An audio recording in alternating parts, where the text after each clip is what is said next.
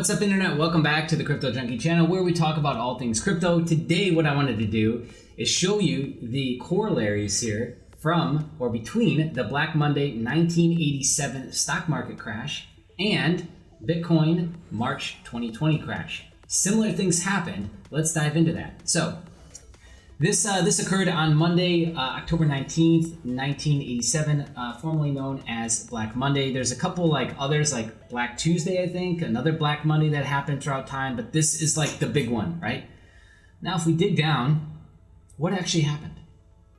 One automated trading strategy that appears to have been at the center of the crash was portfolio insurance. Interesting. Automated trading. Let's explore this a little bit more.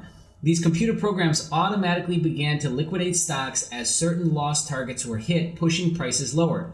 To the dismay of the exchanges, program trading led to a domino effect as the falling markets triggered more stop-loss orders and liquidations.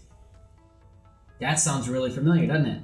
So if we go back here, I published this right after the March dip. Let's call it the Rona dip. And what happened was, back then, if you haven't been around, you need to know what happened back then.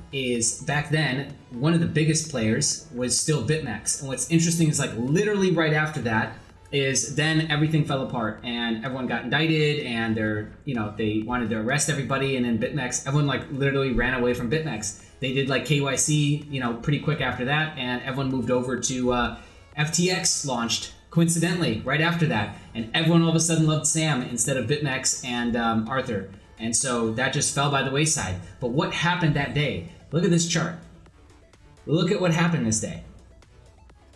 How much was that in one day? That was 54%. It touched almost $3,400. Everyone, I remember everyone this day, blood in the streets. That's it. We're done. Crypto markets are over. You're fucked, whatever.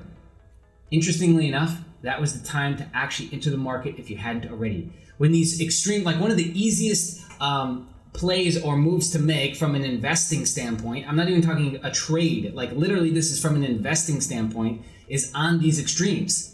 The Rona dip also hit the S&P. If you would have entered the markets then, you would have done extremely well over the last 12 months. You would have actually beaten 99% of hedge funds, which is crazy to think about, right? But if you would have just parked that money in the S&P, you would have actually done better by a lot.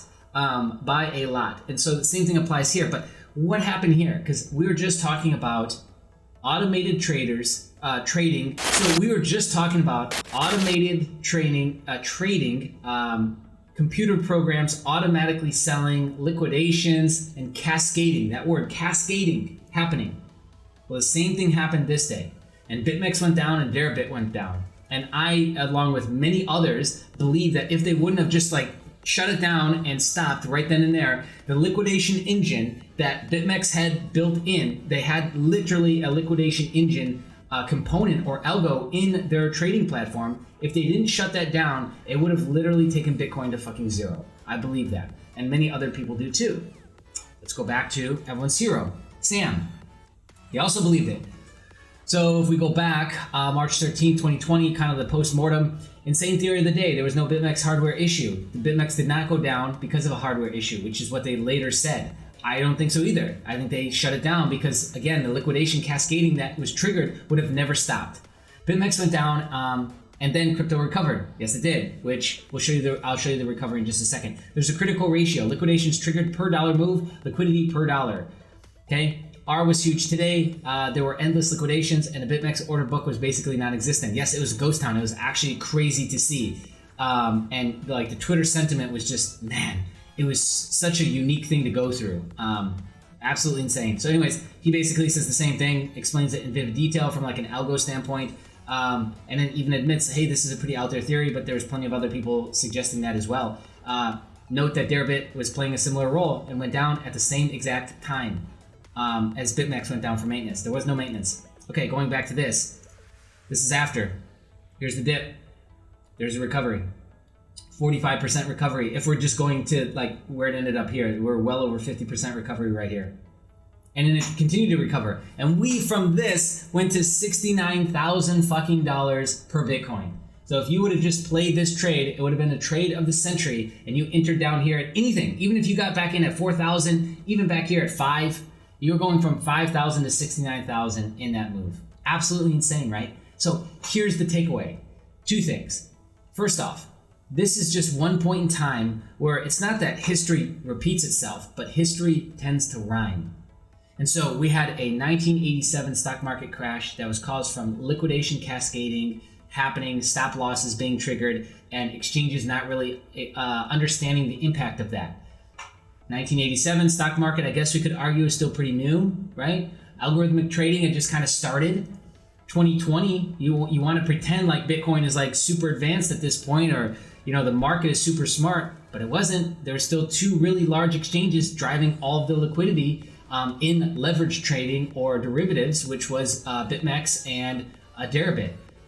And yet we have a pretty similar thing happen. So the second key point that I want to say and bring up is, if this is one corollary between 1987 and 2020 and 2 completely different risk asset classes, what other corollaries are there? With just even the stock market, between stock market and Bitcoin. Because obviously with this move, everything just went down and completely bled out. And so, what other corollaries are there that we haven't looked at? This is just one example. And so I think this is a cool piece of history. So if you learned something, or if you thought this was just cool to kind of compare these 2 and look at these 2, comment below or toss us a like below. I'd also love to hear your thoughts if you've got something to share. And if you're brand new here and you like this talk about crypto, then stick around. Hit the subscribe button, bell notification, be on the lookout. More videos coming soon. See ya.